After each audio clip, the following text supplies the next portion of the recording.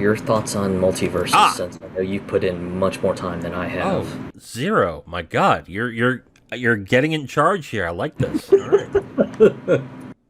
Okay. So I got into the Multiversus beta before it was released, and I decided to wait on talking about it until it was officially released last week.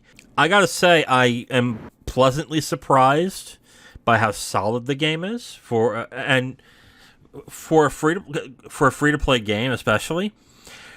The only other free to play game like this is Brawlhalla, and as okay as Brawlhalla is, the combat is not very deep.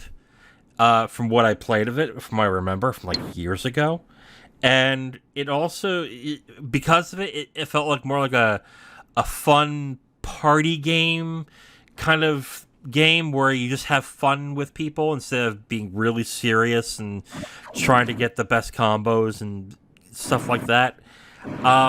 So I was kind of expecting that when I walked into playing Multiverses, and I've played it for I would say about 5 to 6 hours, and I gotta say I'm just surprised by how solid the fighting aspect of it is. I mean, it is a Smash like. It's basically a platform fighter, but the main draw of it is it's 2v2.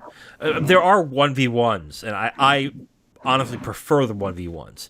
But I think the main mode there want people to play is 2v2. So, because there's a lot of characters that will do things to modify your teammates' attacks. For example, Iron Giant, when he gets a special up, he turns into I guess his gun form, where where the teammate can jump on top of him and I guess shoot your opponents while you're shooting as well and kicking opponents. I think also Superman modifies certain attacks with his ice breath, so there's a lot of interactivity there. So in that aspect, it's actually pretty interesting to see all these different types of moves being used in creative ways. When you get to the fighting, I only really played as two fighters, which is the Iron Giant and Harley Quinn. I got into Harley Quinn in the alpha, and actually found her really satisfying to play, so I stuck with her. And yeah, like the combat's really snappy. Like with Smash, I like Smash, but there's a difference with Smash than this. Smash seems a little more deliberate, a little more slow, where it's maybe a little more plotting, where I don't know how to really explain it because I'm not a deep Smash player. I played the single player a lot, but it's not as snappy and as fast and as quick as I think Multiversus is. I found the combat in Multiversus to be really satisfying. Like with Smash, unless I was playing with my nephew, I think after 30 minutes I was okay. It was done. I played this for in hour clips usually, and still wanted to play more. Yeah, like the actual fighting game, the game itself, the way you play it is actually really satisfying, and it's fun. Like I actually enjoyed that aspect very much. Yeah, overall, just it seems like it is just a hot game right now, especially Yeah. with a lot of the fighting game streamers just playing around on it. I know Maximilian has been griping about people stacking up as duo teams of two Iron Giants and just that being a mess of its own. Yeah. Oh yeah. I mean, they have different types of classes in the game. So, like for example, Iron Giant is a tank. So you have to do much more damage to him to launch him than with, let's say, Harley Quinn, who is an assassin. So if you get a good hit on her when she's above 100, she's pretty much toast at that point. So yeah. Yeah, I mean, like I said, like it's interesting enough. They do different things to make it compelling, and for what it kind of sounds like, I think Smash is kind of done now. I mean, at least Sakurai's done with Smash. Who knows if they're going to continue it after Sakurai's done? But yeah, like I can see Multiversus if they do this right, especially in this multi-platform. I could see Multiversus being not only a big seller for WB Games, I could see it being what Smash is maybe in a few years if they do this right. Yeah, and I think really a lot of that's going to depend on the money investment on the microtransaction side, and also the time investment for those who decide to go completely free to play. Yeah. I guess now is a good time to go over the microtransactions. There were 3 packs that you could purchase as a Founders Pack. I think one was 20, one was 40, and the other one was 100, if I'm correct. I may not be, but I chose the middle one, where you got, I think it was like 15, 20 character tokens, a certain amount of Gleamium, which is the primary, which is the premium currency, and I think a skin of some sort. I'm not entirely sure, but I got that. Go ahead. Breakdown is 40, 60, and 100. Oh, wow. 40, 60. Oh, wow. Okay. I was way off. So, I got the 40. Okay. I got the 41. Why did I think it was... Okay. So, 15 tokens, 1 exclusive banner, and then 300 in Gleamium. Yes. Apparently the standard edition. Yep, that's what I got. And, wow. I thought there was one that was cheaper than that, but I guess I'm wrong. Okay. Okay. Hearing that, I think the prices for the Founders Pack is a little ridiculous, to be completely honest with you. $40. God. Oh, wow. I'm just thinking of what I was thinking of. Like, maybe Xbox has a smaller one that I'm not aware of. Maybe, okay. I mean, odds are I'm wrong. Fine. 40, 60, and 100. I would think they would want to have a $20 one with something. Like, maybe even just with 5 tokens, that would probably work. But, man, that's bad. Okay. But anyway, I got the $40 one. I know that for a fact.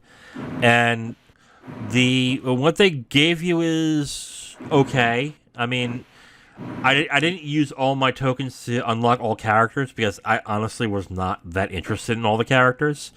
I think that's something that's something that Smash Brothers does really well that I think Multiversus not necessarily does very good. I mean, Smash has a smattering of different IPs, properties, and characters, all from different games that have different moods and different feels. Like, you have Solid Snake in Smash, and Cloud Strife in Smash, and yet they fit pretty well in Smash the way it is. That's my kind of issue right now with Multiversus, is that all the characters just seem like a mishmash that don't have a cohesive whole to it.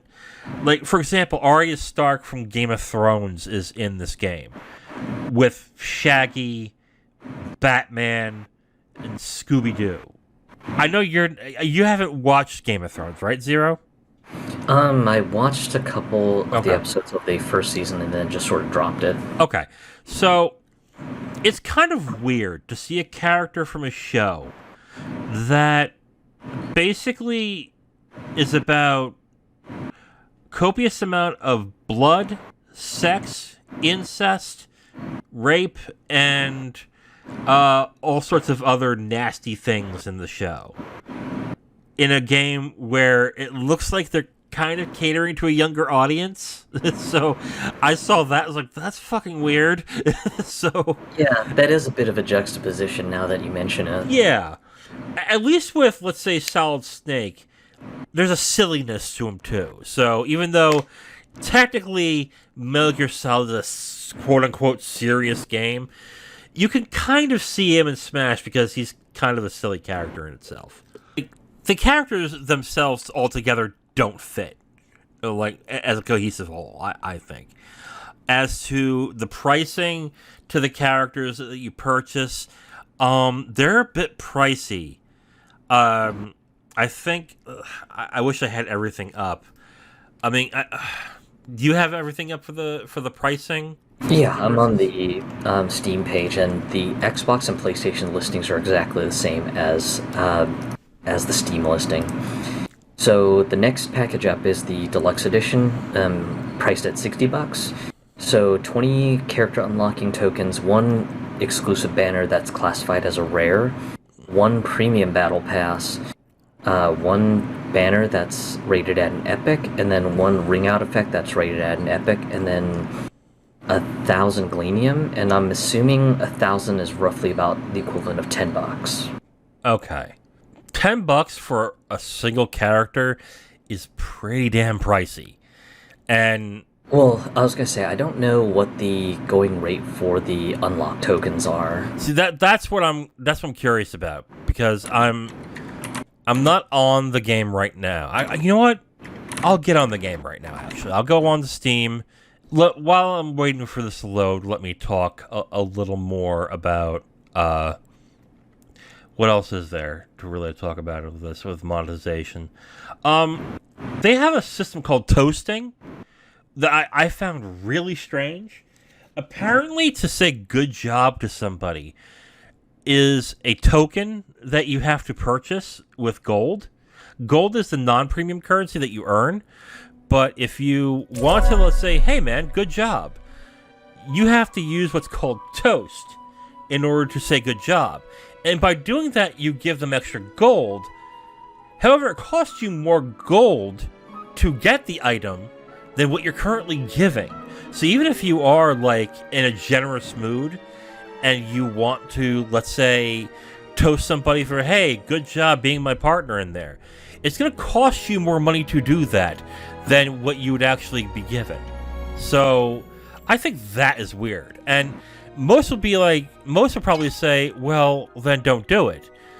The problem is, in this game, they have missions that essentially require you, in order to move on, to do that. So if you don't do it, you don't move on with your missions. So yeah. And for me, the concept of paying for a commendation is very strange, especially considering that commendations are just sort of a free thing that you can do in Overwatch. So the concept of having to pay to get a stack of commendations to give out, that's just so very strange to me. There's a blog post by a gaming blog that says to get every single character you would need, and this is counting if you don't buy any of the premium packs or anything. So like if you're just bare bones starting just with nothing, just the free download, and then the base unlocks and everything, to purchase every other character to fill out your roster would be 7,700 Gleamium, so about almost $70, or about 56 British pounds. I mean, that's not as bad as some games, but yeah, and I think the time investment to unlock the characters for free is a little bit stiff too, because I think I was reading some criticism on it where some folks were saying that it costs, as far as time goes, it will cost you about 40 to 50 matches to be played in Multiversus to unlock one character. Granted, each match is on average about 3 minutes, but when you do the math, it's almost 2 hours per character. And I don't know how many total characters there are in the game right now, so I haven't done that part of the math, but I assume that's still a pretty hefty time investment. Yeah. I will say, it seems a little steep, and I understand why that's steep. Like, that's kind of, But I have seen, like, fighting games, honestly, for a character has been, what, $6 to $8, depending on the game? $6 to $8 per character in the case of stuff like the Arc System Works games and Yeah. things like that. And then typically with the major label fighting games, there is some sort of character unlocking pass. So it isn't like a convoluted mess to unlock all the characters. And Right. to be honest, I'm a little baffled why there isn't an option for that for Multiversus. Like for me, Multiversus was a game I was considering buying for like LAN party fodder when friends come over to just kind of get set up and play and everything. And when I saw the open beta finally open up and allow just sort of everyone to kind of jump into the game, that was the one thing I was trying to search to see if like there was some sort of package that you could buy that was just unlock all the characters up to current right now. And I was just like, okay, well that's a bit strange. There's no option to unlock all the characters. Okay, well that's a shame. Is there any particular way to do it? And it just seems like either you buy the premium edition for $100 with all the extraneous stuff, and then $10 of premium, or excuse me, $20 of premium currency as well too, or you get the mid-level package and just kind of put some time in for the couple characters that you don't have access to, I guess. I don't know how many total characters are on the roster, so I don't know how much the initial tokens will cover or anything, so that's not something I can definitively comment on. Games like what High Risk Studios makes, like what are the Smite, Paladins.